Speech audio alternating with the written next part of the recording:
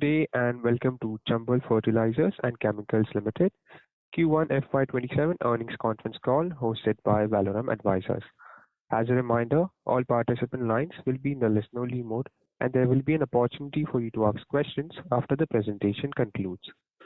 Should you need assistance during the conference call, please signal an operator by pressing star then zero on your touchtone phone. Please note.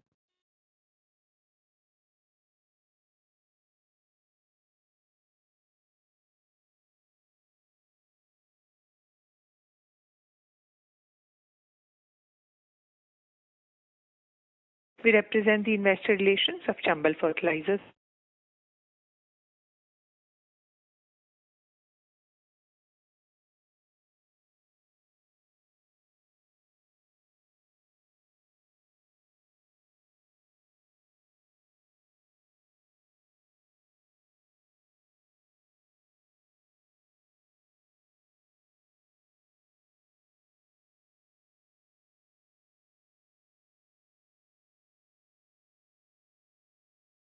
Political uncertainties, elevated raw material prices, and a delayed onset of the southwest monsoon. The geopolitical developments in West Asia continued to disrupt global fertilizer and energy supply chains during the early part of the quarter, resulting in sharp increases in the prices of key raw materials such as ammonia, sulfur, and phosphatic intermediates, along with higher freight costs and procurement charges. While conditions began to improve towards the end of the quarter as geopolitical tensions eased, raw material prices remained well above historical levels. The Indian agricultural season began on a relatively subdued note, with emerging El Nino conditions contributing to an uneven onset of the southwest monsoon and below normal rainfall across several regions during June. Consequently, kharif sowing and fertilizer offtake remained subdued during the early part of the season. As of the end of June, summer crop sowing stood at around 183 lakh hectares, approximately 23% lower year on year. Encouragingly, monsoon activities strengthened significantly during July, and sowing has since accelerated across major crop growing states. According to the Ministry of Agriculture, acreage has broadly caught up with last year's levels, while the IMD continues to maintain its forecast of a normal monsoon. We believe these developments provide a favorable backdrop for agricultural activity and fertilizer demand during the balance of the year. The Government of India remained closely engaged with the fertilizer sector during the quarter, ensuring domestic gas availability for urea manufacturers and adequate DAP and NPK supplies ahead of the Kharif season. While the nutrient-based subsidy rates for Kharif were revised upwards by around 10%, these were announced prior to the sharp increase in global prices following the geopolitical developments in West Asia, and therefore do not fully reflect the subsequent cost escalations. The industry continues to engage with the Department of Fertilizers on this matter, while timely subsidy disbursements have supported industry liquidity and ensured uninterrupted fertilizer availability. A very key development during the quarter was the government's approval of the National Investment Policy for Urea 2026. We believe that the policy provides a very strong framework for future investments in domestic urea capacity while reinforcing India's long-term commitment to self-sufficiency and food security. Accordingly, we have continued to progress preparatory activities for a potential fourth urea plant, and any investment decision, however, will remain subject to the approval by our board. Turning to the operational and financial for the quarter under review, our urea business continued to operate despite the plant shutdown at Gadepan 1 and extended shutdown of Gadepan 2 during the quarter, which got bunched due to the geopolitical situation. The bulk fertilizer business also delivered healthy performance, supported by timely procurement of phosphatic and potassic fertilizers ahead of the Kharif season. During the quarter, we also expanded our portfolio with the introduction of ammonium sulfate grade and continue to evaluate newer NPK grades to strengthen our balanced nutrition offerings. Our crop protection chemicals and specialty business continued to strengthen its product portfolio with the launch of 7 new products across herbicides, fungicides, and insecticides during the quarter. While demand was impacted by delayed sowing, the business delivered a meaningful improvement in profitability through better product mix, while our seeds business expanded its portfolio with 2 new maize and bajra varieties. Our biologicals business continued to witness growth in volumes and revenues driven by increasing farmer acceptance of sustainable crop solutions. The business also recorded profitability supported by a better product mix and scale benefits. We partnered with TERI to establish the CFCL TERI of Excellence for Advanced and Sustainable Agriculture Solutions, which focuses on research and development of next generation agriculture technologies. A dedicated lab is now operational and products are expected to launch from FY28-29 onwards. Based on our product efficacy, we will also explore the export market for these products. During the quarter, we expanded the portfolio with the launch of a biostimulant, Maris Gold. Our collaboration with TERI continued to strengthen our pipeline of patented crop protection and crop nutrition products. Our Seed to Harvest program continued to contribute towards improving farmer awareness and showcase product efficacy. We concluded over 1,400 farmer meetings, 500 demos, and have analyzed more than 38,000 soil samples. We also significantly expanded our use of social media to reach out to a large number of stakeholders with both Facebook, YouTube, and Instagram platforms, crossing 1.63 crore viewers. Our technical ammonium nitrate project progressed well during the quarter with production commencing of weak nitric acid and ammonium nitrate solution, while the high-density ammonium nitrate moves closer to commissioning. Our joint venture IMACID was impacted during the quarter due to sulfur shortages and elevated sulfur prices, which resulted in temporary production shutdown to avoid operating at negative margins. With market conditions improving and customers becoming receptive to higher prices, production resumed in July, and we expect performance to improve hereafter as market conditions continue to normalize. Finally, let me walk you through the details of the financial performance for the period under review. On a standalone basis, revenue from operations stood at 5,000 crores as compared to 5,700 crores, lower by about 12%.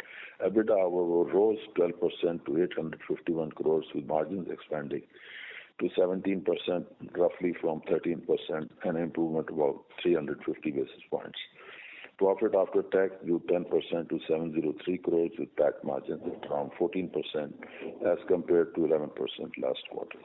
On subsidy flows, we received a subsidy of around 2,480 crores during the quarter, as against 2,512 crores last year. As of 30th June, total receivables stood at INR 3,300 crores, comprising of market debtors of INR 841 crores and subsidy receivables of 2,460 crores. Coming to segmental performance, our urea segment delivered a resilient result despite the bunch shutdown and an extended period of Gadepan 1 shutdown. We did deliver 2,860 crores against 3,109 crores, lower by 8 years due to lower production and sales.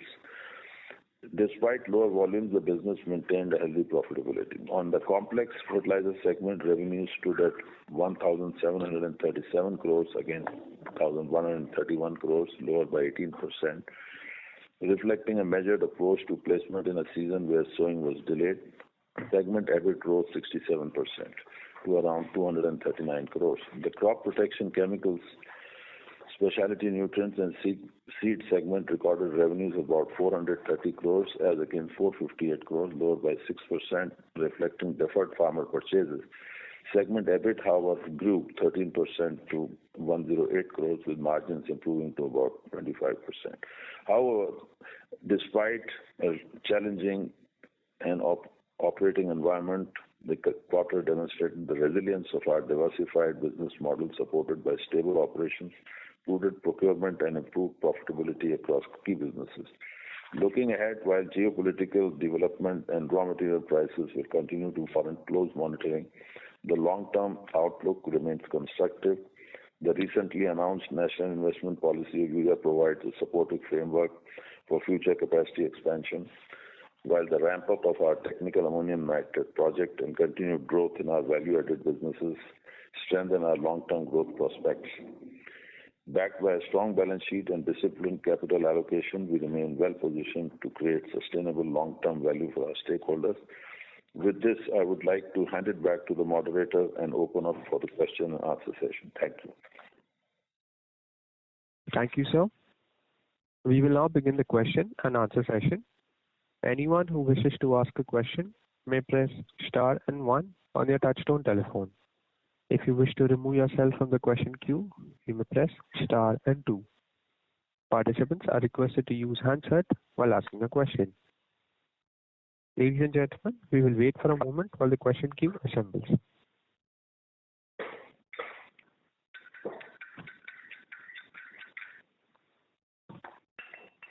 Our first question comes from the line of Prashant with Elara Capital. Please go ahead. Yeah, thank you for the opportunity. Sir, do we need to again seek approval for the new urea plant, or earlier application remains eligible and now the ball is in government's court to take the decision? So I think it's a slight mixture of both. We will have to formally approach, if you know that there is a process of getting bank guarantees and so on. So that only happens once the government approves the project. That is part of the process. But I believe we are a very strong contender for this. That is number one. And number two, in any case, all decisions of this type are subject to approval by the board. Certainly. And sir, any timelines of, when will the application window be opened or closed? No, it is already open as far as I know. It's already open.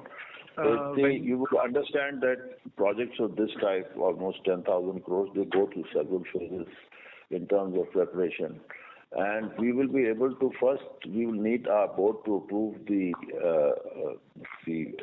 expansion, for which you will have to present some financial figures and all that. As of now, we are waiting the bids for financial bids which we had floated. We have the technical bids with us. The financial bids, after equalization of the technical requirements, should be available to us by maybe middle October or so. And thereafter, once the analysis is done, the board approval is there, we definitely will go for it. Right. Sir, how much of WNA and NS revenue and volume we have booked in Q1, if we have done it? Prashant, we have not shown it in the segment, which shows that we have not really booked, although we have made sales. Commercially, the product is accepted. We have made margins on it. Coming. The moderators, can I request you to, there's a lot of background noise coming from somewhere. Sir, actually it's from Prashant's line. Okay. We could mute it if it is possible. Yes, sir. One. Yeah, sorry. We were talking about WNA and ANS. We have made the sales. The process is like this, that you have to commission the project in all its respects, and only then you can start booking it in your books. So as of now, whatever sales we have made is not a part of the profit and loss account. Rather, it goes towards adjustment of the or decapitalization in this case, because we are making some profits on the sales that we are making.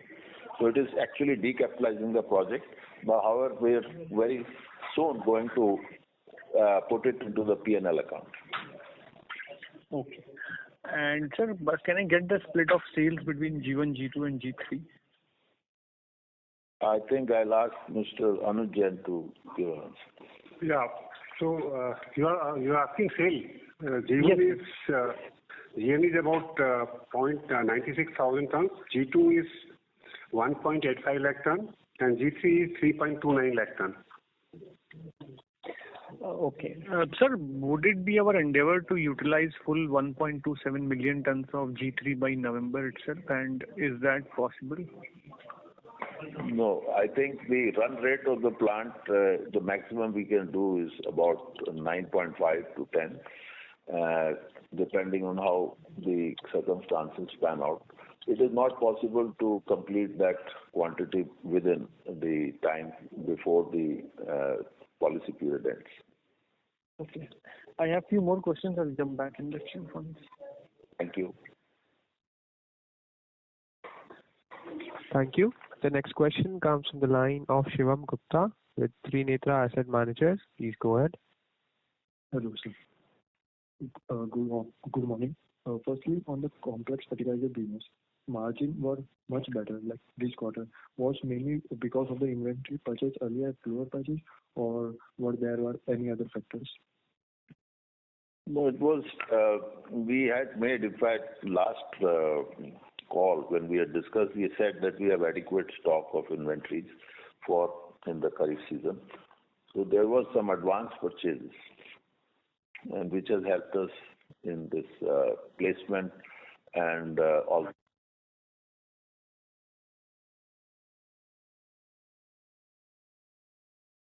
Hello. Hello, sir. Can you hear me? Yeah, I can hear. Sorry to interrupt. Shivam, the line for the management has been disconnected. Please wait while we reconnect them. Okay.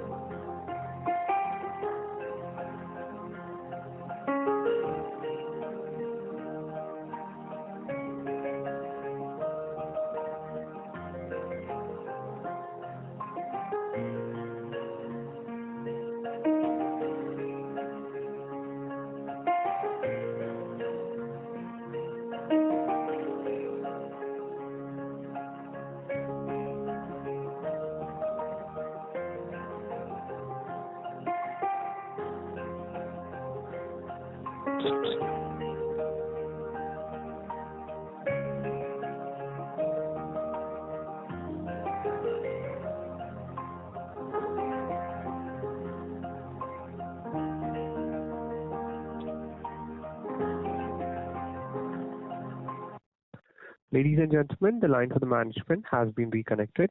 Yes, sir. Please proceed. I had spoken about the last sentence I made was, or discussion was on the placement or the purchase of NPS fertilizers, NPK fertilizers. So my answer was that yes, we did have an advance purchase. This was revealed in the last call, previous quarter, and that helped us to place, create the revenues necessary and also the margins. And what margin we are expecting for the future? It will decline because as the averaging of the prices happen, as we can continue to that, we'll do that. So, but we'll still maintain a certain number. Okay. And second, out of the TAN volumes you are targeting this year, how much is already tied up with customers? Oh, we are with vendors, yes. We don't really tie it up with the customers. The vendors, yes. I think till date we have tied up, Ashish, about 8.5 lakh tons.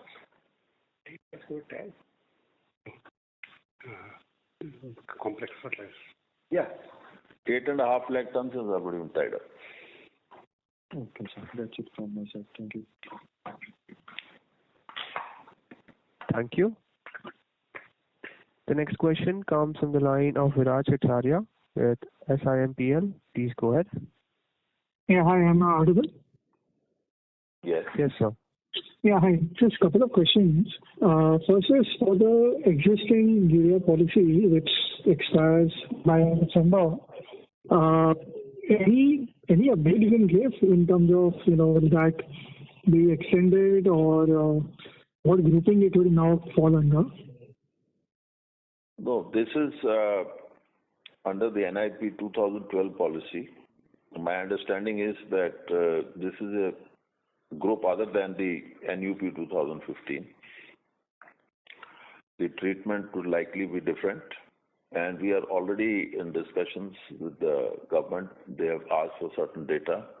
That data has been provided, and the department is at the moment doing its internal workings. If hypothetically, if we were to say the 2015 last updated policy, where you have various groupings, what we have, say, for our G1 and G2, if you assume that, if you take that as a grouping, then what would be the impact we would see in terms of, of this? Just hypothetically. No, I didn't get your question. You are saying that they will put it into the new group, old group? Yeah, if at all we were to classify it under one of the older groups, then what kind of a financial impact we would probably see? I mean, this is a hypothetical question which no answer can be given. I have just told you that this group of the new plants is a plant which has not fully been depreciated, just about 8 years into the production. And even as per the government's old policies, the timeline for a plant to be fully depreciated is 15 years. So there is no way that you can mix the two policies. Okay. Second question is on the new, NUP 2026, since we are now going ahead with it. See, if we compare to the earlier policy, which is NUP 2012, the ROE profile seems dilutive relatively, right? So what is, why is it still exciting for us to play, and what kind of a spreads one should be looking at, on a EBITDA per ton basis once it's fully commercialized? Yeah, I think you have made a very pertinent point that it is dilutive from the last policies. Definitely it is. But the advantages of scale at a single place have to be also factored in when you were to design the entire edifice of this policy. So in brownfield, especially with Chambal having 4 or possibly 4 plants at the same site, you will understand that it will be almost like not only the largest in India, it will be the possibly second largest in Asia after Qatar's QAFCO and so on. Now, the benefits of scale are tremendous. You must understand in terms of the fixed costs, the manpower costs, and so on. And secondly, the optimization of various possibilities with the plants being at one place, not only in terms of capital expenditure, but also in terms of how the operating costs, etc., can be brought down. So we have to take that all into the totality of the things. Plus also you must understand that there are very many other synergistic benefits that flow out of scale in terms of when we are having a large presence in urea and a growing market. As you know, we today have a consumption of close to 405 lakh metric tons, while consumption is only production is only 306 lakh metric tons. So that gap and the spread of our entire dealer network and the cross-sell opportunities that arise out of that, those are also benefits that cannot be ignored. So we would like to believe that we have a good investment case. Of course, it is subject to approval of the board. And the most important thing for us is to see how we can optimize on the capital cost expenditure. In terms of timeline, by when do we expect the plant indicatively to be commissioned, and what kind of spreads one would see on a steady basis once it's at a full capacity? These spreads, in what term are you talking about? Spread on what? EBITDA per ton basis? EBITDA per ton, I think, is close to, if I'm not wrong, basis the policy. The one thing that is open in this is the dollar variable at which it will be converted into the revenue stream. That is something like, if I were to take today's number, it is almost 13,500 rupees or something like that. And if you were to take the cost below that and the other things, I would say we will be still around 12,000 rupees a ton. Understand. In terms of timeline, sir, by when do we expect it to be? See, this depends on the effective date of the contract and when the entire process that I said preparatory to start and kick off the project construction. In my opinion, we could, even with today's situation in terms of stressed timelines for critical equipment, we should be able to deliver it within 2030. Okay. Just one last question. I'll come back in queue. See, within the sizable capital investment we will be going ahead, obviously we have a good amount of net cash balance sheet and there is steady flow of cash flow from existing business. But other than this, any other projects? Because in the last few calls, we talked about exploring a lot of other projects, be it on the chemical value chain in the nitric acid or so. Any color you can give in terms of, is there any other projects That is definitely the encouraging signs that we are seeing in our TAN business are definitely making us optimistic about going forward in that direction, what you just mentioned. Moreover, as I said, the effects of having these 4 plants in place also means that you have got additional raw material sourcing capabilities in terms of ammonia. And that also feeds into this entire model. That is number 2. Number 3, I had mentioned last time, I think that we are having discussions on a JV abroad for phosphatics. On that lines, I would say that some progress has been made, and we are proceeding ahead with certain actions. So as and when we come to that situation, we'll definitely inform you of that also. Okay, thank you. I'll come back in queue. Thank you. The next question comes from the line of Prashant with Elara Capital. Please go ahead. Thank you once again. Sir, how much could be the Gcal per metric ton for the new plant whenever we set it up? Similar to what we got in G3, Gariban 3. There has been no tech improvement after that? There could be. I mean, I'm not fully aware if there could be in terms of catalysts, or there could be in terms of reduction in some pressures here or there. That we will see once the technology suppliers come back to us with the specifications. Okay. Amit sir, how much was the gas price for Q1 and how much is net cash on books? Cash price for Q1 was because the government has only declared the provisional price. So it is on NCV basis, it is $17.25 for the quarter. Okay. And net cash? We had net borrowing of about 200 crores. Minus 200. Okay. Okay, that's it. Thank you. Thank you.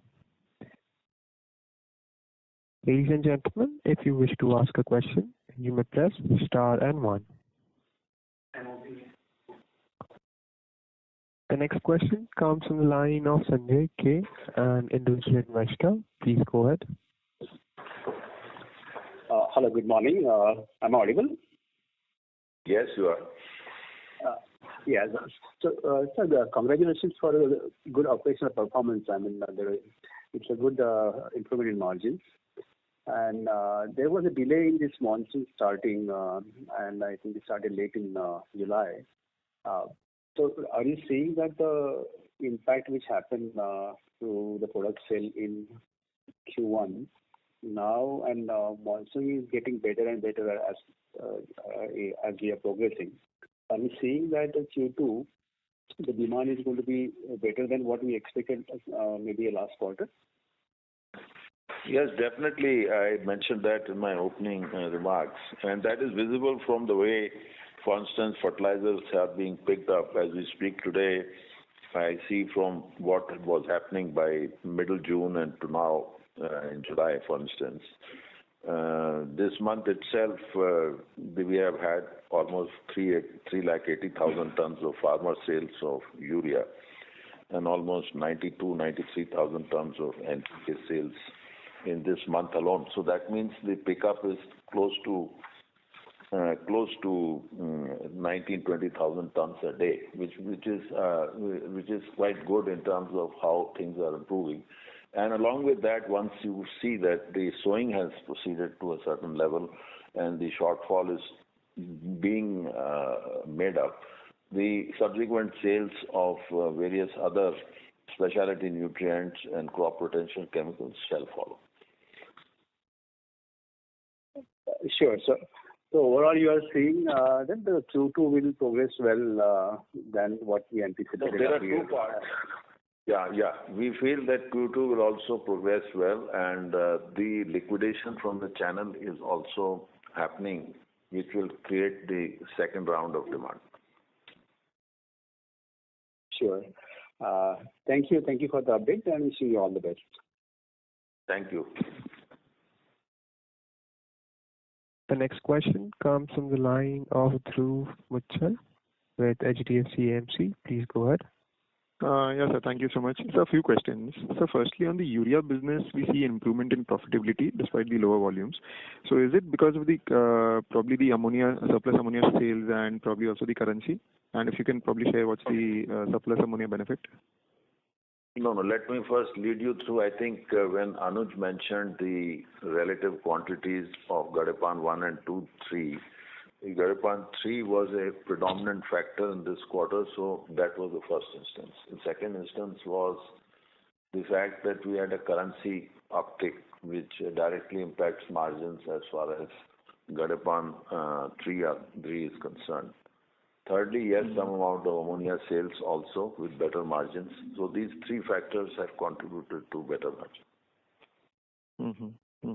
All right. And so we have seen that in the NPK, the subsidy rates are yet to be revised, and the costs are high. And we also see the local production is running at a very low level. So I'm just wondering what's probably delaying the subsidy announcement, and if not, can it cause some challenges? Probably even from import angle. Yeah, I'll put it this way. Yes, subsidy announcements were delayed. I mean, it was normally it would happen twice in a year. One for May, for Kharif, and once for Rabi. The Kharif number is what it is. The industry, as I mentioned in my opening remarks, have been continuously engaged with the government to try and improve the terms, or otherwise there will be demand destruction via much higher prices to the farmers. That is one issue which is there. The second issue is that there has been a low ebb in production because especially in sulfur availability has been an issue for most of the phosphoric acid manufacturing, and that has fed into a lower production for the phosphatic fertilizer industry in India. Thirdly has been the logistical disruption from Saudi Arabia and so on in terms of the importation of materials, especially finished fertilizers like DAP and so on. So these three factors have combined. Nevertheless, there were opening stocks for much, and due to which we are in some position of comfort, I think, which will need the stocks will need replenishment going forward and quickly enough. So the feeling is that I don't know, the government might be feeling that yes, they will definitely do something by October. There was an interim relief that was sought, but that has not yet come through. As far as Chambal is concerned, we took calculated positions in our purchases starting from January onwards, and although it was not thought of that way, but it somehow has panned out. And we have, as you know, taken about 8.5 to 9 lakh tons of material, and that will flow into the system. And we are maintaining a good pace of sales, especially, as I said, even in terms of new grades such as ammonium sulfate and so on, which we feel is a grade which has a lot of promise going forward. So all in all, I think Chambal has planned out its inventory and its sales, I would say, more adroitly than possibly others. So this advantage will flow. So basically, if I understand, the Kharif season is done, at least from the government side. The next action probably will have to be in the Rabi, and that will drive the further action, at least from you and in the industry. Yes, yes. And so, in the earlier comment you mentioned an EBITDA of about, for the new plant, as it goes, new plant of about 12,000 odd tons. Is it the base earning, or there can be upside from the GCal savings or the ammonia savings? And also, I'm a bit confused about the variable, the clause of 12 to 16% variable cap on ROE. I'm not sure if it was there in the earlier policy also. So, what I'm trying to understand, say for example, because of any of the savings or efficiencies that you drive, if your reported ROE gets higher than 16, does it get capped at 16, or there is a potential because of the efficiencies that you can get? I don't think there is a cap per se on your 16% because the government is not controlling your investment. So supposing you are to do it theoretically at 9,000 crores, a brownfield project, you can also work the math that yes, it could go up and depending on efficiency, the gas prices, the energy gain, etc. that is there in the system. That is one part. The other part is that yes, what I said is the most important thing variable in this product today is to get the capital cost at a level at which the numbers work for us, and which have to be seen from a plethora of actions that we have to do, managing the exchange, the taxes, and so on and so forth, so that we get the absolutely right combination on this. So that is the effort that is currently on in order to see that we get the best possible combination on this part.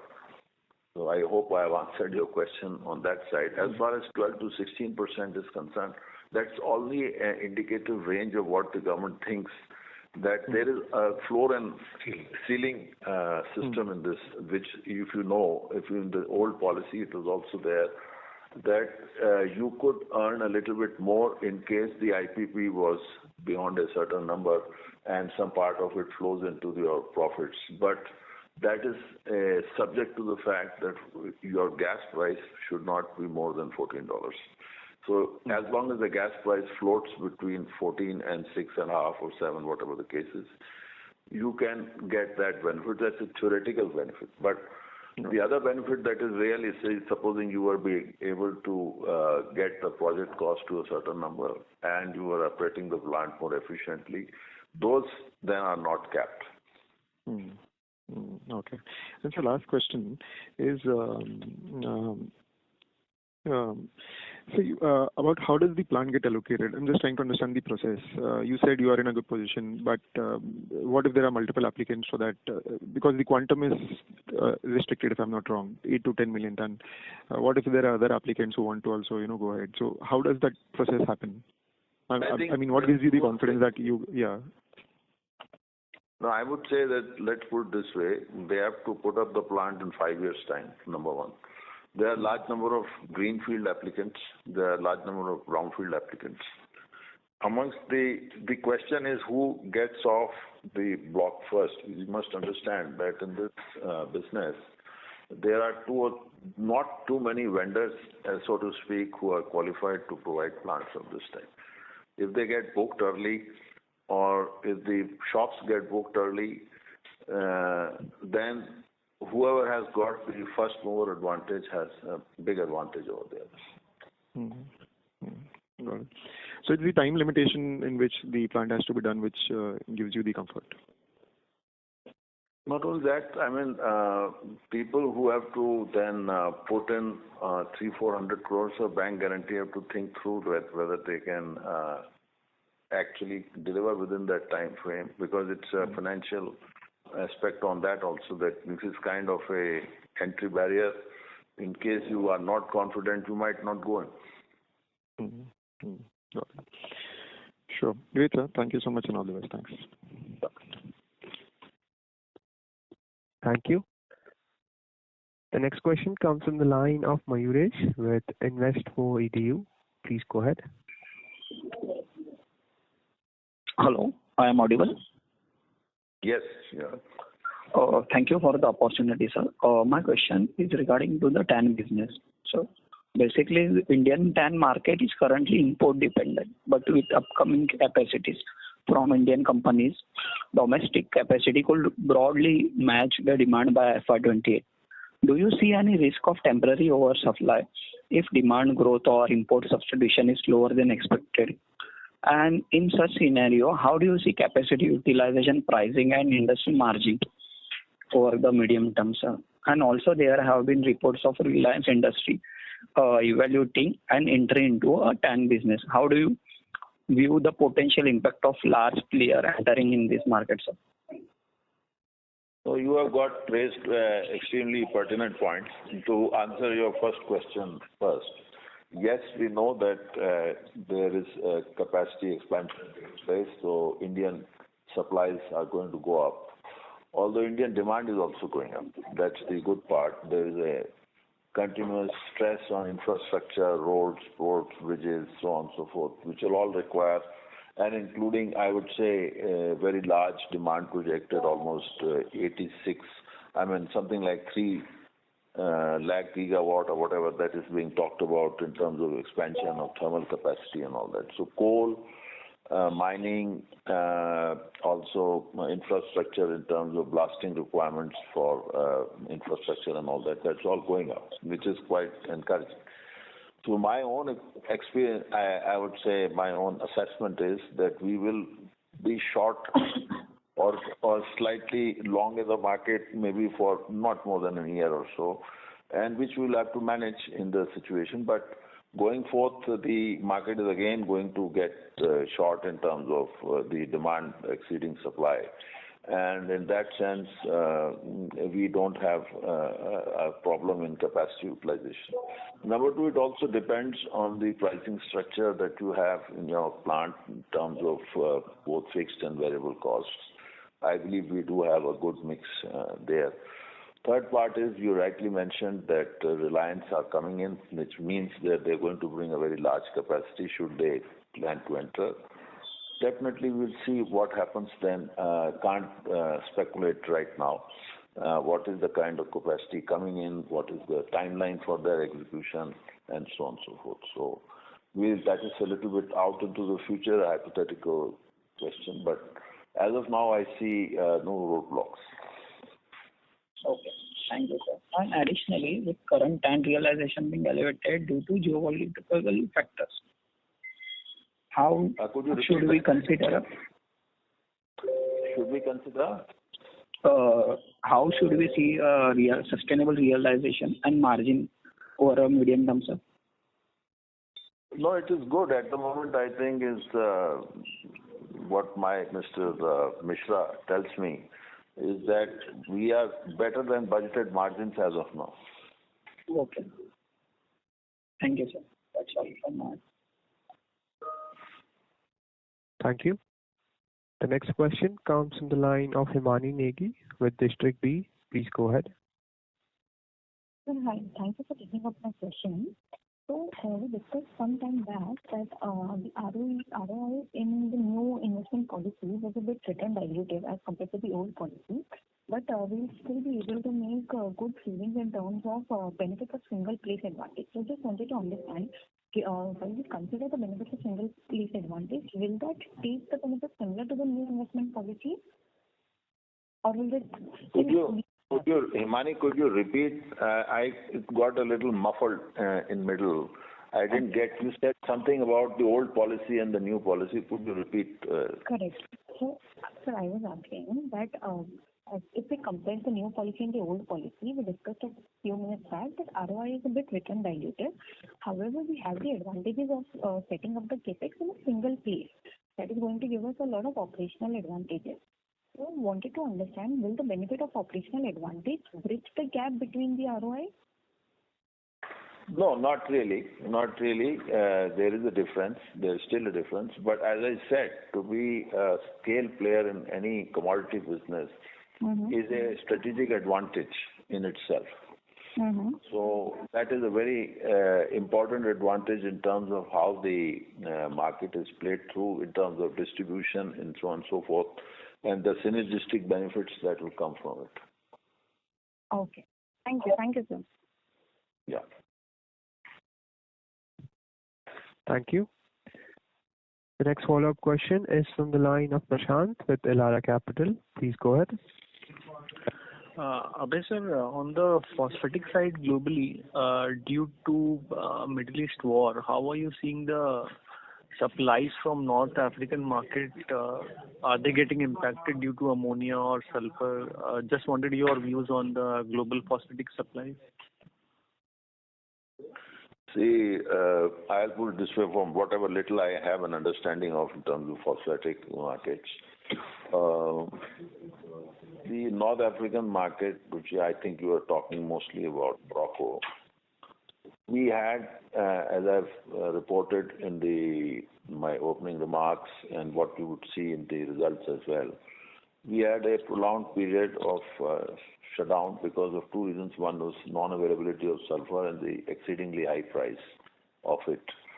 So they are rich in phosphates but short in sulfur and ammonia. So, but ammonia is something somewhat manageable. They have got supplies coming in from Trinidad and Tobago and so on. So that is an alternate route for getting the ammonia. In any case, the ammonia is 22% or less in terms of certain grades. But in case you are going for instance, they also export a lot of TSP, for instance, which is devoid of any ammonia. So that takes care of the problem of ammonia. But sulfur is an essential element. And sulfur is what is needed for manufacture of phosphoric acid. So my understanding is that of late they have been able to source supplies from North America, and that has now started the production running. There were, I think, a few cargoes which were available to them from the Gulf and Middle East during that period of lull. But at the end of the day, I would say that they are still a very strong contender for supplies to the Indian market as well as to the world market. And as long as they have a lot of phosphatic reserves, as long as they keep on increasing their capacity and exploit the position, I'm sure they will be able to be capturing the markets in that sense, because you know that China is more or less out of the phosphatic market for the last 1.5 to 2 years. Saudi Arabia is stepping in with expansion. However, they are now bottled up due to logistical issues. For the short period, I would say that it is more or less North Africa is a big supplier in the market today.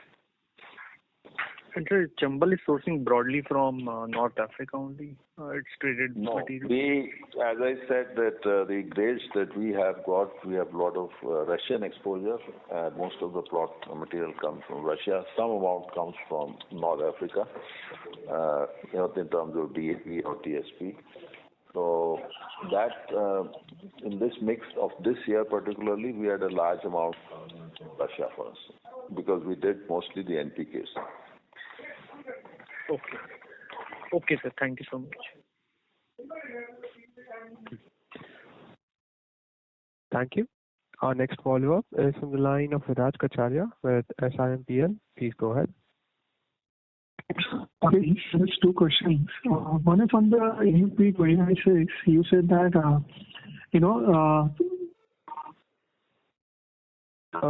I'm sorry to interrupt, Mr. Viraj. Could you please use your handset?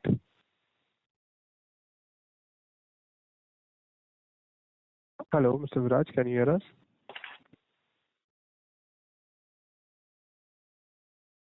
Hello?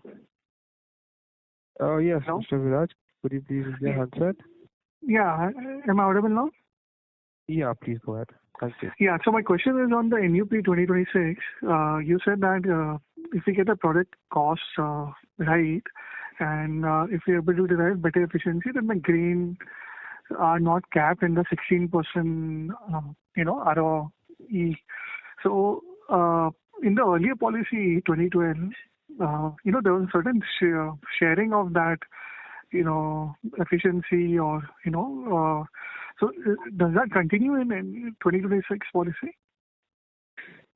So in the earlier policy, up to the 8 years, as far as I know, there was no gain sharing in the efficiency gains. And it is the same, I think, in this policy. Okay, understood. And when you say we can get the project cost right, is it because it's largely brownfield in nature, or what will we drive a better low project cost for us vis-a-vis other players? I will not compare it with other players because that is their business in the first instance and their strategy in that. It depends on the type of contract, for instance, whether we are doing it ourselves through our own project team.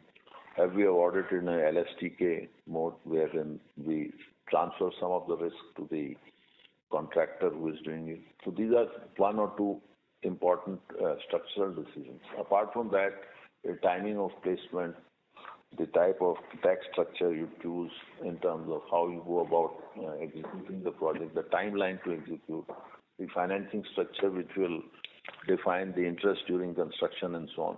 There are many, many factors which add up to the project cost. All of them have to be hit right and in time. And most important is time execution. If we are able to, and we have a track record there, as you know.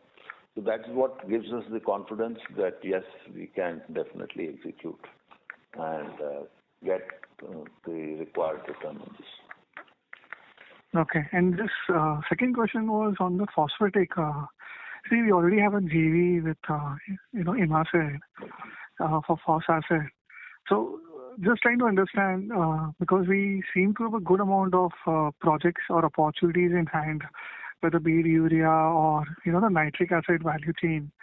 What is the thought process behind exploring another JV in phosphate? Why not go a solo model maybe in India vis-a-vis overseas? Any thoughts? Any color you can give? I can tell you this, that we have evaluated even a full-scale granulation plant based on rock, starting from rock. And the issue that always stares us in the fact is, number one, that the time for execution in India, and the second part is the cost of putting up a project is not very dissimilar from what we would do if we were to go abroad and do it, number two. Number three, IMACID has a certain structure in terms of and priorities. They are already expanding their phos acid capacity from 500,000 tons to 700,000 tons, which will be operational, I think, by the middle of next year, April to June 27 or so. That gives us further capacities and scale. It is one of the largest phos acid capacities in Morocco as we speak, one of the largest. That opens us with certain other opportunities in terms of exploiting the acid, not only for supply to India, but also for getting it into maybe some value-added segments and so on. So those are other issues which are also possible for IMACID. So this has a different kind of a structure where with the thought process and the objectives of that particular JV. The other JV that we are talking about is linked solely to supply of material to India on the granulated or finished form, and where we will be both sides in terms of selling as well as purchasing, or rather producing as a partner somewhere. So that it is the logic of doing that particular JV. My question was on the TAN and WNA project. I think when last few quarters, the expectation were that if we look at the year as a whole, we should be able to ramp up the utilization pretty high very quickly. So FY27 as a whole, we could see more than 70-80% utilization. Does that still hold given the dynamics of the market? I would put it this way, that whatever little I have seen in the last 1.5 months, we started in earnest in ammonium nitrate melt around 15th of June, and we have almost completed a month in terms of volumes. So I would say that the market has responded well to our product in terms of the quality, in terms of delivery schedules, in terms of pricing. So that gives me the confidence that despite this being a lean season, it definitely can go forth and look forward to a better season coming from the third quarter beginning sometime in first week of October and so on as the market picks up. And as you know that I spoke about the HDAN capacity nearing completion and almost going to start very soon. So that itself gives us three products in the pipeline in terms of weak nitric acid, nitrate melt as well as HDAN. So we'll run the combination in the most profitable manner. And we have, as you know, also started putting up warehouses and so on. Two are nearing completion. One is already complete. And that gives us the capacity to place our material advantageously with the users. So all that marketing mix, I think, is coming together, and which should be completed by somewhere end of December. All the marketing mix elements as well as product elements. So that gives me the confidence that we would be able to generate the necessary numbers and the volumes. Okay, thank you and good luck. Thank you.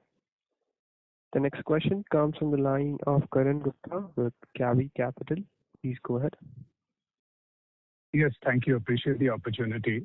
Just one quick question now with this big potential capex coming up. What are your views on capital allocation with regards to dividends or buybacks going forward?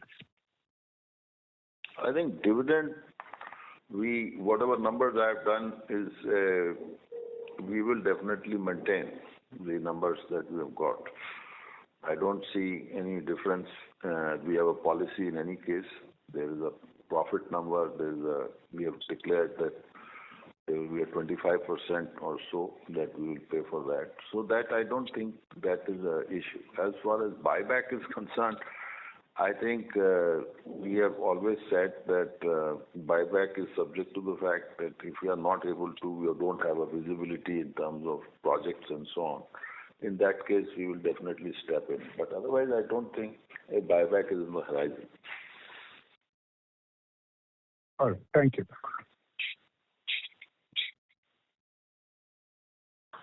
Thank you.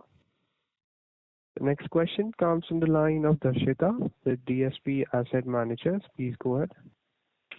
Yeah, thank you, sir, for the opportunity. My first question was regarding the higher cost for setting up a granulation plant in India versus internationally.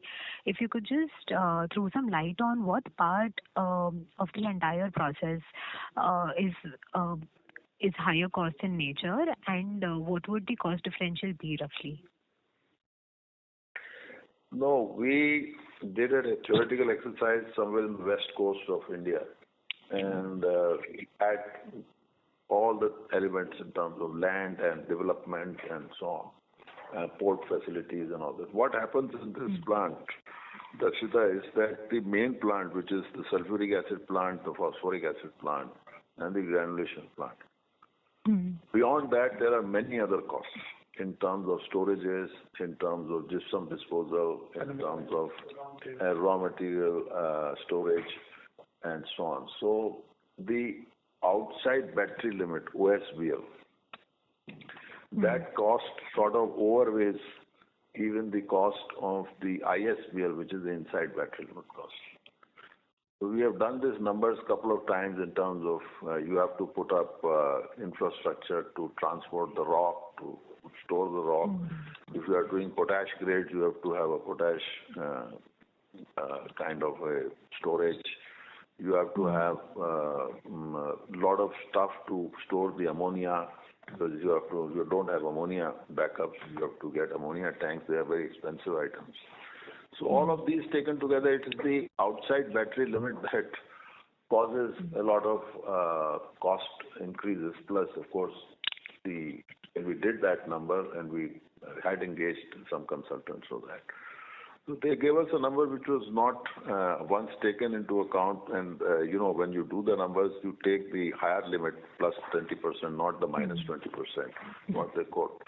So it was coming out to be more costly doing that than a JV outside. Got it. And secondly, I think someone already asked as to what is causing the delay on announcing the subsidy by the government. We've been going round and round about it for a while now, but your best guess on why so much of a delay when we've already seen NPK production coming down significantly around the last quarter, and we are anyway facing issues with respect to procuring that. So my assessment is that the government was watching or still watching two things. What is the stock? What is the progress of El Nino? What is the situation of depletion of stock? And do they have enough pipeline for the next or first month of the Rabi season and all that? I would guess if I were sitting in some position in the Department of Fertilizers, this would be a thought process. So it's a balancing act. The government also has to look at its fiscal situation. Mm-hmm. They have already a policy, if you see, for urea, where there's a cost plus, all costs are absorbed. They have a policy for DAP, where all costs are absorbed.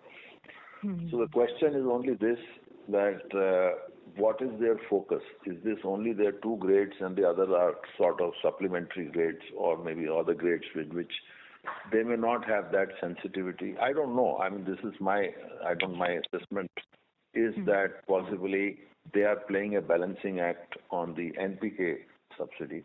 DAP is open in terms of advantage, disadvantage, and so on. It's more or less like urea now. And so just one last question on the e-token that has been announced, I think, in a few states so far, where there is a restriction on how much urea and DAP can be bought by the farmers. How are you seeing this? Could there be, what is the government's thought process here according to you, firstly? And secondly, do you see the consumption for DAP urea coming down in any case if this is implemented pan-India? Darshita, as far as I know, there was an agitation 2-3 days back in Madhya Pradesh, and the government has suspended the e-token system. Okay. Got it. So thank you so much. That's all from my side. Thank you. Ladies and gentlemen, that was the last question for today. I now hand the conference over to the management for their closing comments. Dear friends, I would like to thank you all for joining the call today, and I hope we were able to address all your queries. If you have any other questions, you can reach out to our IR partners at Valorum Advisors. Thank you once again for participating in the call. Thank you. On behalf of Chambal Fertilisers and Chemicals Limited, that concludes this conference. Thank you for joining us, and you may now disconnect your lines. Thank you.